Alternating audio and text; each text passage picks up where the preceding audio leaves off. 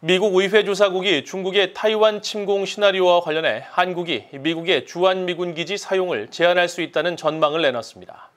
중국의 보복 공격을 피하기 위해서라는 지적인데, 그러나 미국 내 한반도 전문가들은 한국이 미국의 주한미군기지 사용을 제한할 가능성은 낮다고 내다봤습니다.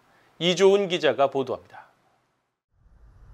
미국 의회 조사국 CRS가 최근 갱신한 인도태평양 지역 미국의 방위 인프라라는 제목의 보고서입니다. 보고서는 중국의 타이완 침공 같은 유사시 영내 미군 기지 접근과 관련해 발생할 수 있는 문제들을 제기했습니다. 특히 의회가 고려해야 할 사안 중 하나는 미군이 주둔하고 있는 영내 국가들이 유사시 미국의 기지 접근을 어느 정도 허용할지에 관한 것이라며 한국과 일본을 거론했습니다.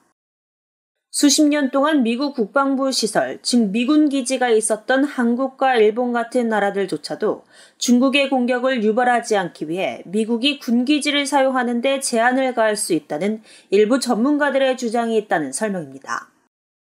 그러면서 의회는 이런 상황이 발생할 경우 적절한 위험 균형과 대체 기지 방안에 대한 직접적인 계획을 검토할 수 있다고 밝혔습니다.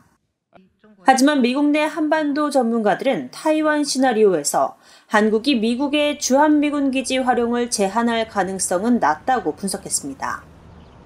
한미연합사 작전참모 출신인 데이빗 맥스웰 아태전략센터 부대표는 8일 VOA와의 전화통화에서 한국은 주권국가로서 한국의 영토와 영해, 영공의 절대적인 권한을 갖고 있다는 점을 분명히 하면서도 미국의 주한미군 기지 사용을 제한하진 않을 것이라고 말했습니다.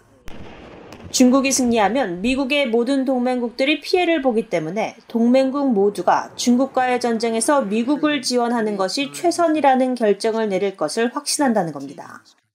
By not allowing U.S. to use those bases for contingencies in Taiwan, then we are assuming China will not be hostile to South Korea. And I think that's a bad assumption.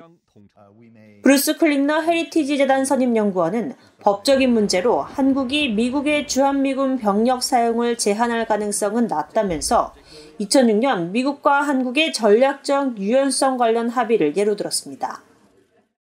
As a sovereign nation, South Korea, could indicate that it doesn't want the U.S. to use its forces from the peninsula in a Taiwan scenario.